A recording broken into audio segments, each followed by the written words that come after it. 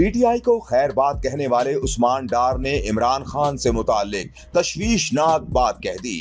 P T I رہنما عثمان ڈار سیاست اور پارٹی کو چھوڑنے کا اعلان کر چکے ہیں۔ اس سے قبل نجی نیوز چینل کے پروگرام میں بات کرتے ہوئے عثمان ڈار نے کہا کہ گزشتہ ایک ماہ میں پی ٹی آئی کے ریاست کے خلاف بیانیے کے بارے سوچا اور اس نتیجے پر پہنچا تھا کہ اس بیانیے کے ساتھ چلنا ان کے لیے مشکل ہے۔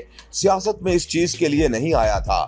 12 سال قبل تحریک انصاف کا صاف پلیٹ فارم لگا تھا جس میں سیاست ہو سکتی تھی، مگر 9 مئی کو ایسا شرمناک واقعہ ہوا جس کی جتنی مذمت کی جائے وہ کم ہے، جس کو دھونے میں اب وقت لگے گا۔